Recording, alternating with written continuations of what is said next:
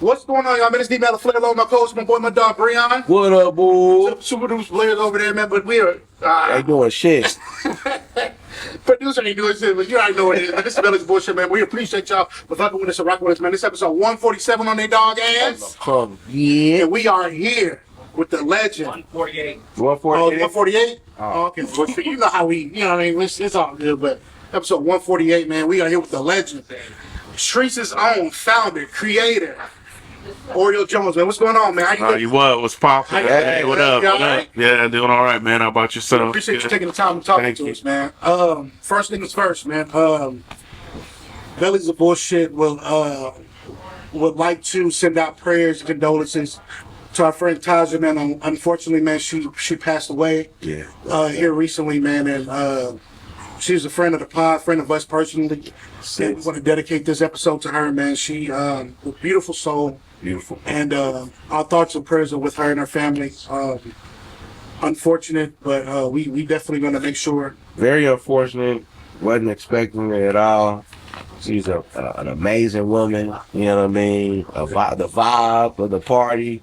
You know what I mean? It's just as soon as she walked into a room, man, it was lit up. So, and love you, sis. And yeah, this was for you for sure. Yeah, for sure. So we're gonna dedicate this episode to you, Taja, man. This is gonna be an amazing episode. We definitely gonna get into one of Naptown's premier festivals. You know what I mean? And we're gonna get right into it. It's a real mover and groover right here in the city. Yeah. So, first things first, man. Oreo, man. How's your milkshake? It's all right, you know, up and down. You know, I feel like I got a lot of stuff in my head right now. I got a whole bunch of information, but it's all good, man. Yeah, I'm blessed to be around and still do things that I want to do and still contribute to the city, which I love. Absolutely. So yeah, can't complain. A true community. Yeah, for sure. Yeah, for sure. Like this is it's 10 years, big dog. Yeah, man. Yeah, it's crazy. yeah. So we celebrate 4 years. That's what's up. It's okay. We just celebrated 4 years of the pod, and we thought that was just that's the that was an accomplishment. But 10 years is something different. You know what I mean? So hey, with 10 years been under your belt, now how do you? Oh, my bad. First off, how's your mental? I'm good. I'm good. Today has been an eventful day, to say the least, man. So man, God is good, bro. God is good. I think that mentally, man, like this coming off the last week, you know, still coming strong from the whole Chocolate City weekend and everything, and you know, just getting kids going back to school, you know, and all that, bro. You know, me and my five, we thought, you know, the kids go back to school go back to Kansas this weekend. You know, Bree started high school, so you know, just adjusting. My kids start tomorrow. So yeah, that's what's up. You know, that's beautiful. Daddy on duty, man. Let's go. Stop. So I'm good though. What about you, Pimp G? I'm good. As far as if somebody feeling better, I'm cool. You know what I'm saying? Yeah. Too crazy. Good. Feeling good. Feel like I can run in place. You know, the body been kind of fucking me up a little bit, but I've been as we get older. I've learned that manifestation and saying things out loud manifestation means a lot. You know what I mean? It's some truth in it. You know what I mean? Saying things out loud and believing in shit. 100%. Yeah. I'm starting to kind of realize that a little bit. So I'm trying to do that a little bit more, and it's starting to. It's working for me. That's what's up. So far, you know that's what I mean? important. So, speaking of manifestation, man, 10 years. Obviously, like we just said, it's a long time to be doing anything, whether that's a business or a hobby or whatever the case may be. What is your mindset going into the 10th year of Chreece? Yeah, I mean, I feel like trying my best to keep sane, and making sure the team is strong and making sure that all our T's are crossed and our I's are dotted, and nothing really changed much, other than just the landscape of the city. I think the hustle is still the same. It's still doing all kinds of things and making sure everything's straight, and it's like planning a big house party and making sure no one fucks up anything. You know what I'm saying? But yeah, 10 years is a long time, and sometimes I get amnesia, and then there's things that come up and pop up, and I'm like, oh, this is so familiar. It's like riding a bike, getting that rhythm, getting that cadence. So yeah, I'm blessed to still do the things like I said before, and still keep it moving. Yeah. So for the people that don't know, man, sorry. So yes, we celebrating 10 years. But could you explain what Chreece is? Yeah, Chreece is a hip hop festival celebrating Naptown hip hop. The culture, everything from all around the different parts of the city. We got like 70 to 80 different artists, rappers, DJs, producers, 7 different venues. I mean, we probably have had over the years, oh my goodness, probably hundreds of artists over the years, a handful of national headliners, but the heartbeat of it is local. And it always has been. That's the ethos from the producers, DJs, dancers, but the most important part is the MC, the rappers here in the city. And it's been beautiful for all these 10 years, seeing the evolution and seeing, the different sounds from all the corners of the city, and seeing everyone like kind of evolve as artists, and that they've came and they've went, you know what I'm saying?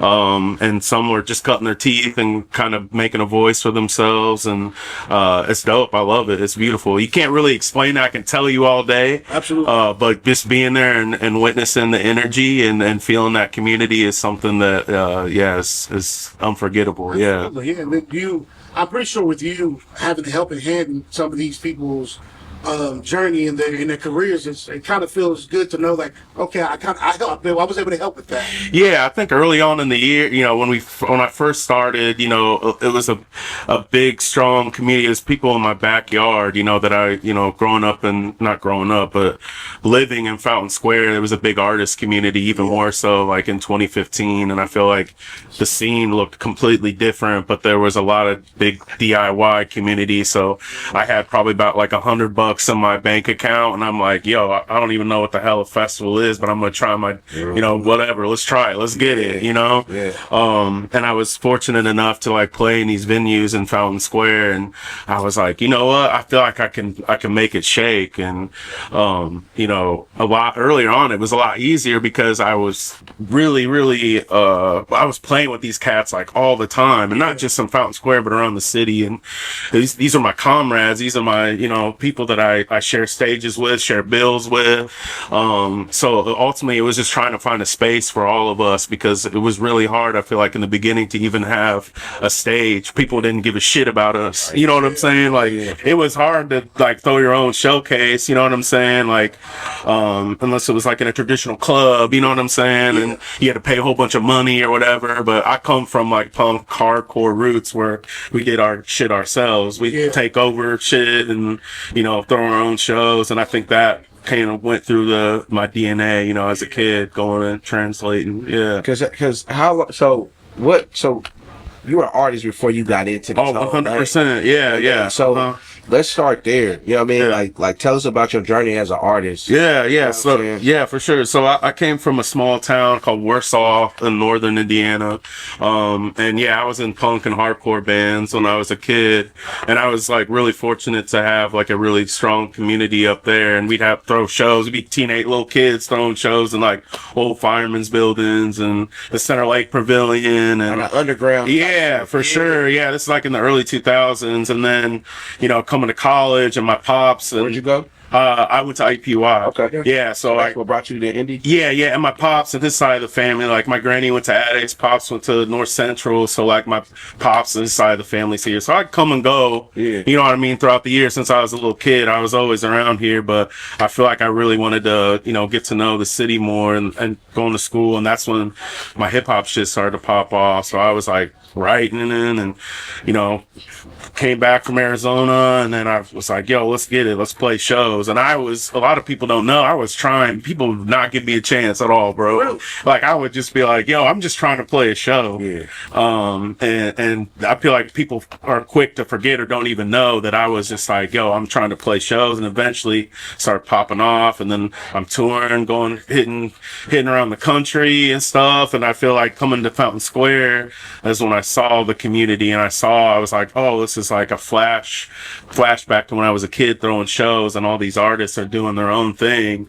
And it's like, you know what, I'm not going to sit around and wait. I've never played a festival before at that time. I'm throwing my shows, I'm like making a name for myself here and around the Midwest, and I'm like, yo, I think this is my time to do it. So yeah, just had this crazy idea, and I didn't know what the hell I was doing, and boom, yeah, sold out first year. It's kind of crazy.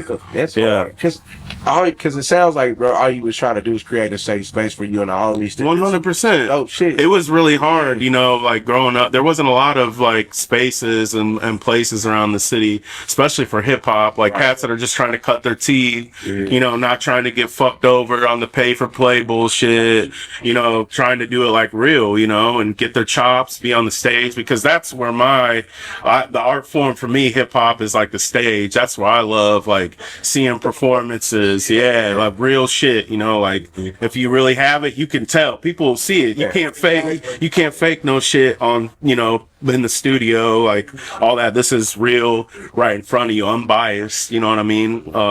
So that's like the beauty of the art form to me, is watching the performances and seeing the evolution of the artists and how they can rock a stage, how they can rock a venue or a room. Yeah. That's all. Mm-hmm. So, no, go ahead. Yeah. So I do events here in the city, with what I mean. So it's just like So to me, how I look at the events in the city, I look at Butter as the top art event, right? Chreece is the one for the music. You know what I mean? Like y'all, to me, I look at y'all like Expo, like you know what I mean? Like them, like it's like Chreece is it.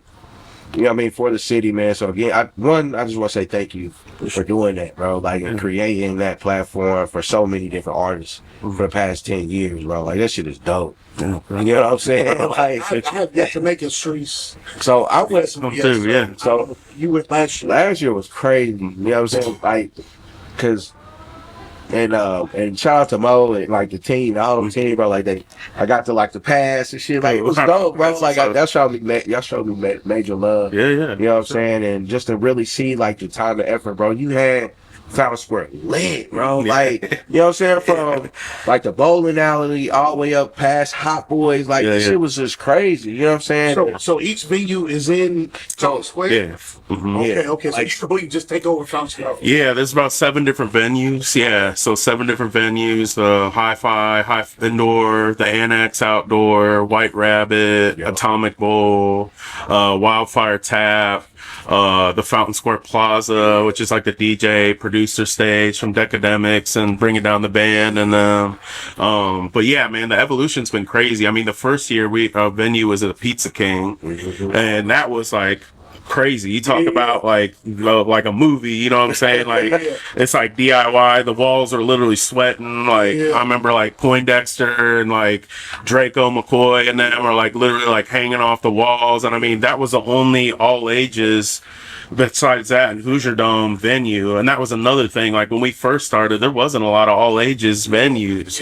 Like what, Emerson Theater? And Hoosier Dome, and and so that was another component where we're on the DIY tip, where we're like popping up in galleries and like, you know what I mean, like restaurants and stuff, and completely making our own environment and our own, our own situation. So yeah, the evolution's been crazy of like, we went from, Pizza King to now we're like Hi-Fi Annex, and that's like 1,000 cap outdoor venue. So yeah, that's what I was like, man. We got to like, yeah. I like that. that annex in the back. Have you seen it?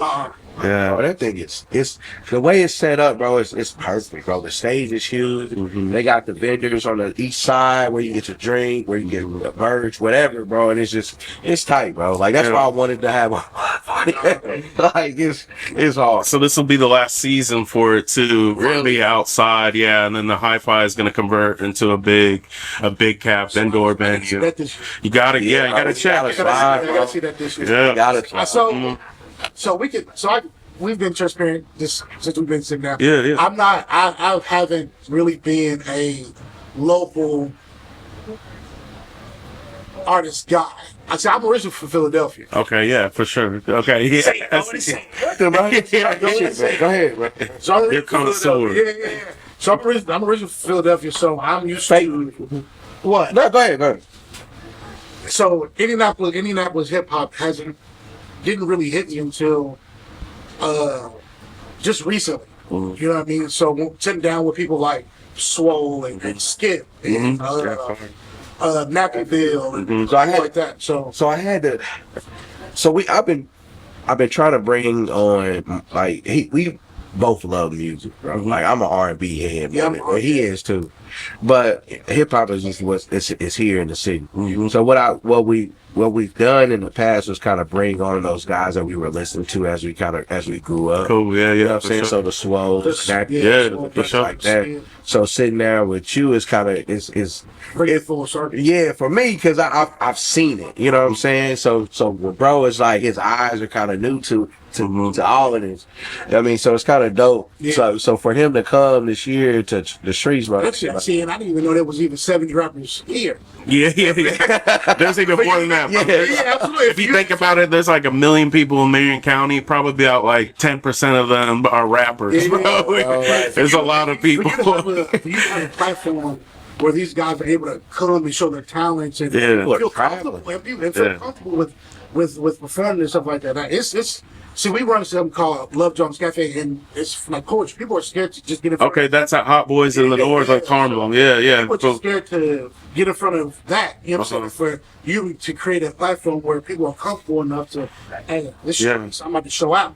For It's my sure. first time doing it. If you to create that comfort level for them is Yeah, I got- think it's important though. We try to set folks up for success. So like, having those artist submissions was really important, and going through the process of that, because it's important to have people and create a space for artists. You know what I'm saying? But we also want to set them up for success and not put them in a situation to where they're like out of their comfort zone and out of something where they're like deer in the headlights. In a 400 cap venue, you know what I mean? I think that's important too, to when we consider like the curation and stuff, and like how it's the evolution of 10 years it's been completely different. and you've seen everything. Yeah, a lot. I don't think I've seen everything, but I've seen a lot, and I've seen the progression, and what it's like when even just the technology and social media and how people consume media. Where everyone's just like fighting for attention, right? And a lot of people just release music differently and a lot more so, and you can have hundreds of thousands of hits, but you have never touched the stage, and you don't want, you know what I'm saying? Like That's crazy. There's a different, there's a different complexity to it, when considering that. And yeah, it's a labyrinth, it's a crazy, everyone's kind of sharing the same delusion, and there's no right or wrong answer. And I think that's the beauty of hip hop. Like that's, it's for everyone's interpretation, Yeah. So what's that? You talk about the process, right? So can you break down the submission process to be? Yeah, for sure. Yeah. So, we started opening up artist submissions a couple of years ago, 24. Yeah. Was it 24? I think was the last time. 23, yeah, I'm tripping. That's all over, yeah. Did something happen to where you felt like you had to do that? Well, yeah, I feel like it was a mixture too of like COVID too. So like we took a hiatus of COVID, and our partner Ron, Indiana Jones, he passed away, and I feel like the scene was kind of in like a recalibration moment. Everyone was trying to get their rhythm. There was not a lot of live shows, obviously. People were just kind of we took a beat for a second, but also just trying to find out who is doing what, and I think it's important too to add that process to it so we can see who's popping, see what's up. I feel like there's a lot of new artists that are popping up every day. And I think that's the beauty of the evolution of the city. Like there's so many people doing like dope shit all over. And you may not even know about it. There's national artists that are they're popping up, they're selling out in like the West Coast and East Coast and stuff, but like they can't even draw anyone here. So it's just like there's this like kind of crazy map you gotta go through. But as far as the submission process, yeah, we have like a panel of folks that look through, and we have a whole criteria, like what have you dropped a project? When's the last time you dropped a project? Have you have an EPK? Like some people don't even know what a press kit is. What have you toured? What kind of venues are you playing? Like, are you active? I think are all like important factors when deciding that, because you're not going to Rolling Loud. You're not going to see, if you go to Rolling Loud or you go to Coachella or you go to Lollapalooza, you're not going to see, what I mean, like a person that's never touched the stage before. So we're just trying to set that precedent and, get that, going to know. Yeah. You know what I'm saying? Like, it's all about like, not only are we trying to provide a platform, but we're trying to show artists here in the city what they expect if they're going into other markets. You know what I'm saying? Like you can't, we're not going to hold your hand for you. We just want to get you, get you to know. Yeah. Get your foot in the door and get your rhythms, get your shots up. You know what I'm saying? So you know what to expect, because, you're not going to send a press kit or whatever to whoever's doing Bonnaroo, you know what I'm saying? Or whatever. And, it's there's a whole bunch of different levels to it, and we want to make sure we're setting people up with the right expectations. And I think that's good, just from I look at a lot from a logistics standpoint, just how you guys got to set everything up.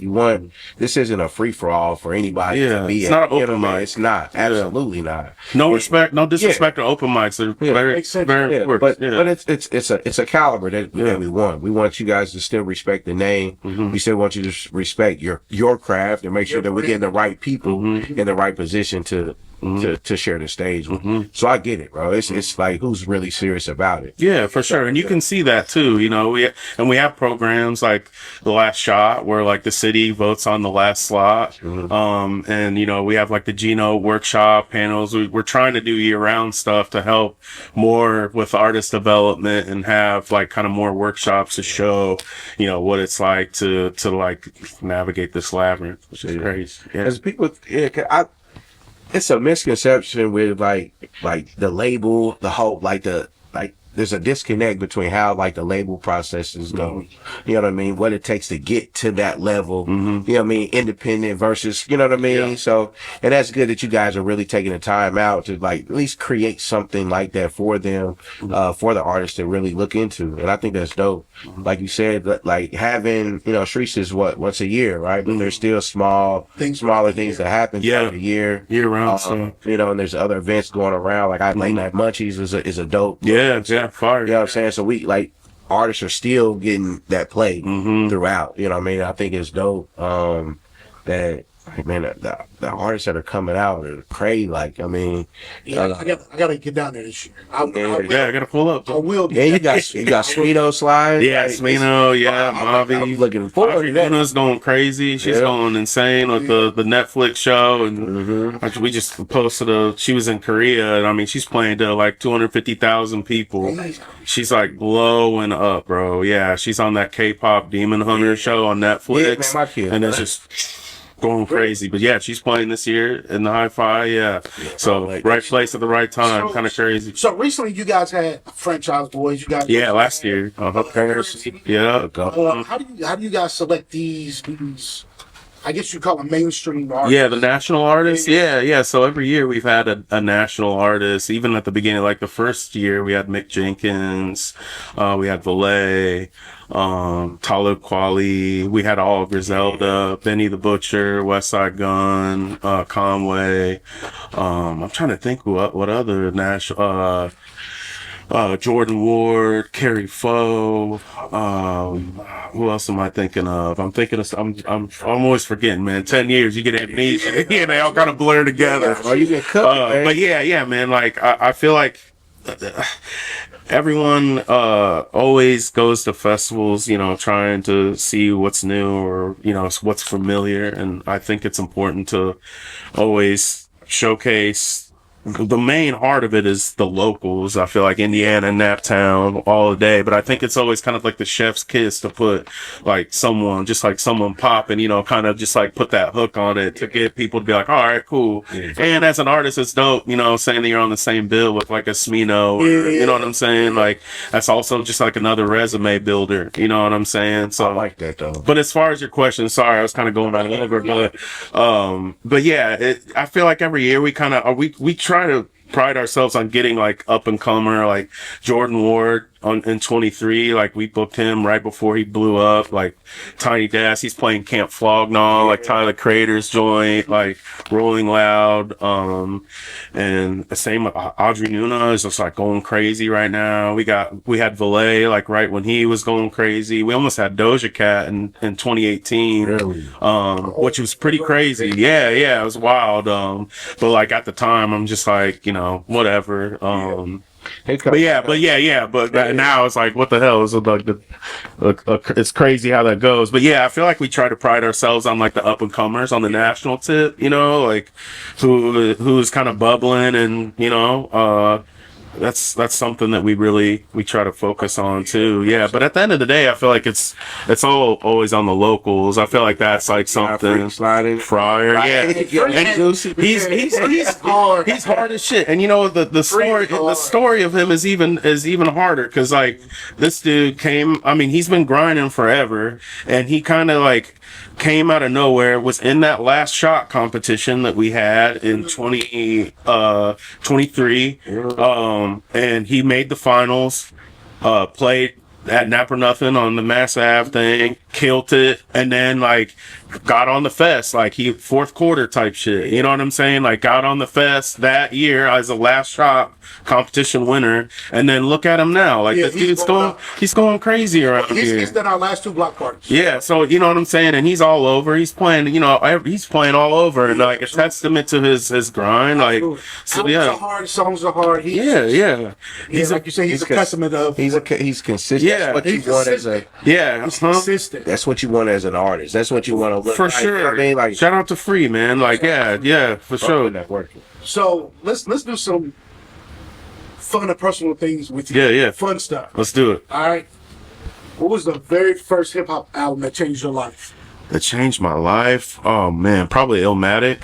That was like, I'm gonna date myself, so we get these like, it was like a penny for like 10 CDs or whatever, and I knew you could scam it, because if you're under 18 they wouldn't check you for it. I was like, what's it called, like Maxwell House, or so I can't remember the name of the thing, but you could like send in a subscription. It'd be like 10 CDs for a penny, and you'd like send it in, and like you couldn't get busted if you were under 18. If you're under 18, you wouldn't get charged. But I like got a whole bunch. I got like Illmatic, but yeah, I remember that was like in that, and that was like, whoa, this is crazy. Illmatic that kind of stuck out to me. I feel like just like the production, and like Nas, being 19 when he wrote that, it's like kind of mind-boggling. When I moved here and really got into hip hop, like I feel like Ninth Wonder, Jay Dilla, like Wu-Tang, MF Doom, like that. Like I saw this counterculture within the genre, and I would just be at Luna when Luna Music was on Mass Ave, and I'd just go to the hip hop section. Like anytime I could scrounge up money, I'd go there, and I didn't really know anyone except for my cousins and my immediate family here. So I was really lonely. Like my first year or two here, I would just go to the record store and just go through, and I just grab whatever I could. I just even look, I'd be like, oh, Sean Price. Like I just grab just random shit. And then going to Coaches, I like snuck in there. I was like 19 for hip hop night. Yeah. And I was like, bruh, like mind blown. Like I was like metronome spinning, and I was just like, this is my home. Like this is like crazy. Yeah. That's good that you found your pocket. Yeah, for sure. This was kind sorry, that was long-winded. This was kind of crazy. All right.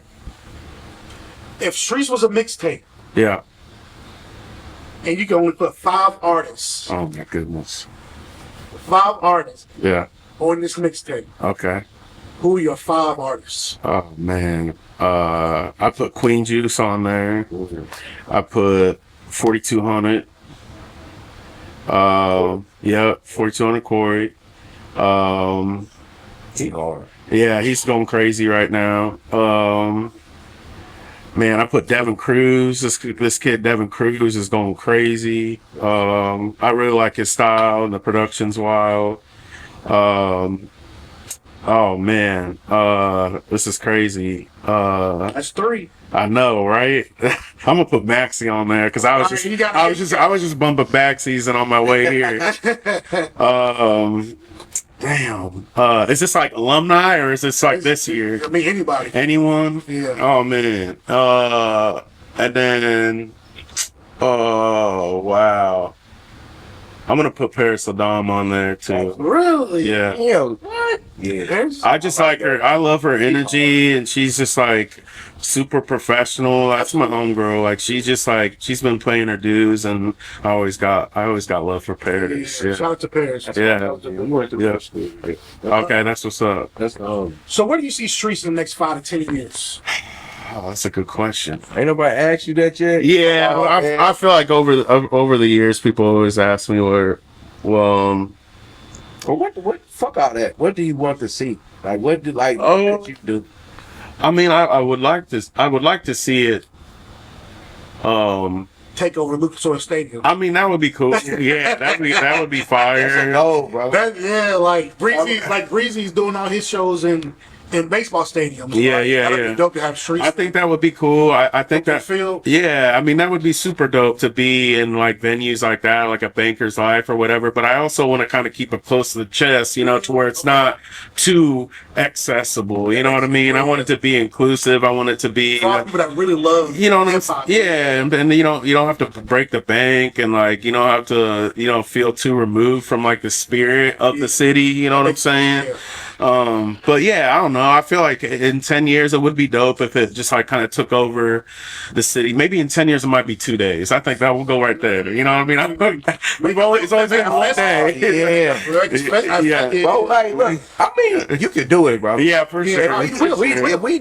We did 5, Thursday, Friday, Saturday, Sunday. We did 4 days. Yeah. 4 days, crazy. You Yeah. know what I mean? Like, bro, you could do it too. Yeah, You could do it too. And you activate multiple venues. yeah, for sure. Like, I'm Yeah. pretty sure they 2 were like, spots in the city. and that'll open One up. spot, Fountain Square, maybe. Yeah, that's another thing. We've always thought about it being nomadic and that it like goes to different pockets of the city or whatever. But yeah, no ideas off the table for sure. Yeah. Cause we can, yeah, man, you can, yeah.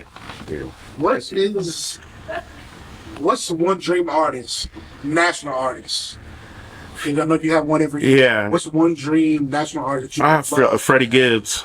Yeah, I feel like Freddie.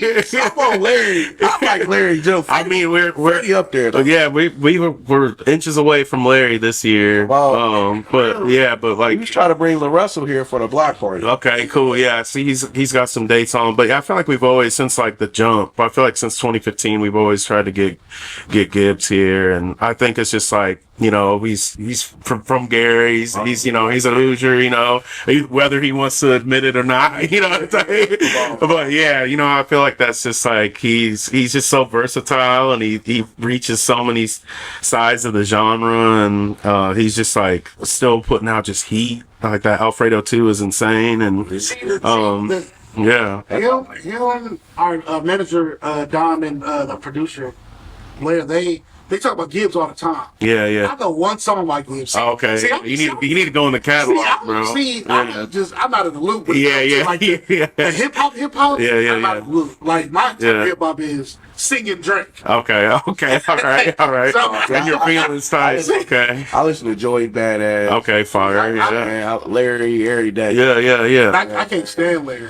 Okay. It's not that I can't stand him. He's not my cup. He's too laid back for Yeah, you. he's like Okay. Yeah, I'm more of a They like do this. Yeah, I'm like,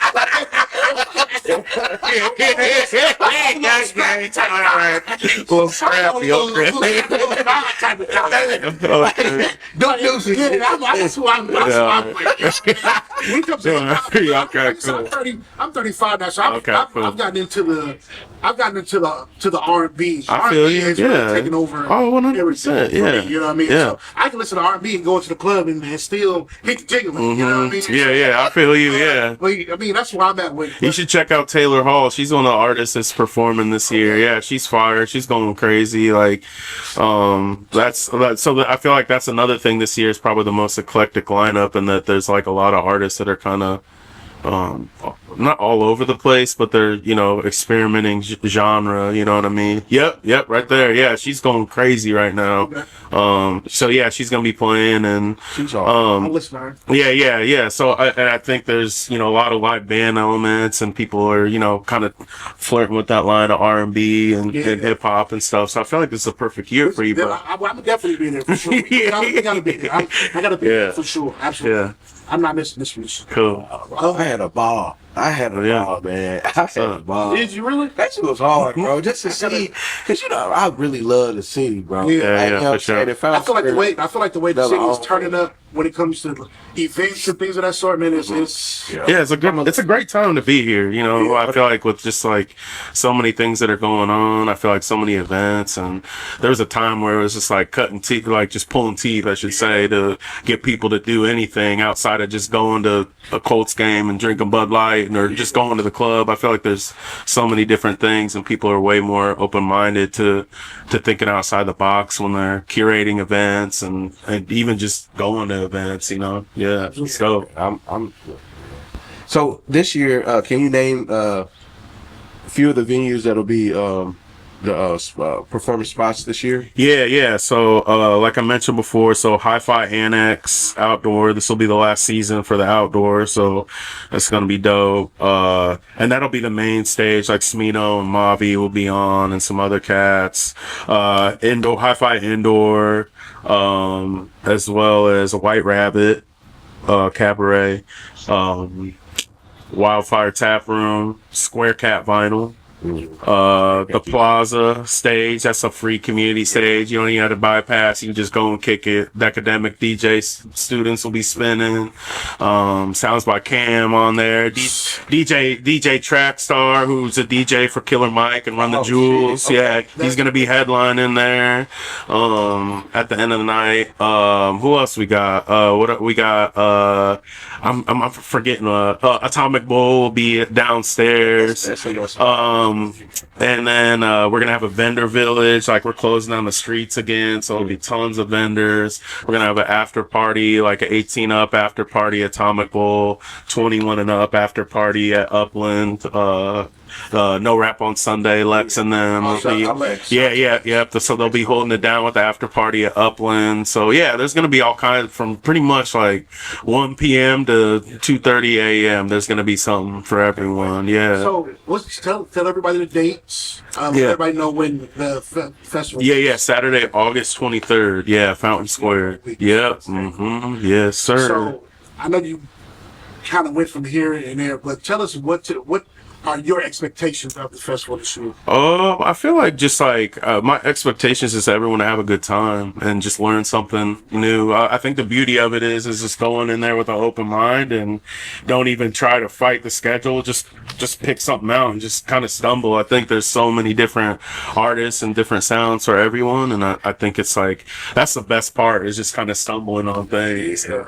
Smino, we already know Smino is gonna kill it. It's gonna be crazy, and Audrey Nuna and Mavi and but yeah, just like stumbling on things. There's a whole bunch of different art and sounds, so many different sounds. It says you're literally listening to your own city. You know what I mean? I think that's the beauty of it. It's a different. Everyone has different, sounds and styles, and everyone's got a different story. And I think it's cool to have to celebrate that one day where you're just bopping around and just like hearing what part. Everyone's from the far, people are from the Far East, from the West, North, South. It's kind of a cool testament to the melting pot we got going on here. Absolutely. Yeah. Mm-hmm. Cool. Man, Oreo, man, we want to give you your flowers now, Right man, on. because 10 years, like you said before, 10 years ain't nothing to play with. You Yeah. know what I mean? For you to be able to do something for this long and for it to get bigger and bigger and bigger each year, man, just a testament of your work ethic and what you do for the city is amazing, man. Right So we on. want to give you your flowers. I appreciate that, y'all. Yeah, You thank you. deserve it, man. I appreciate y'all. But we got you a hat too. Oh, right on. That's what's up.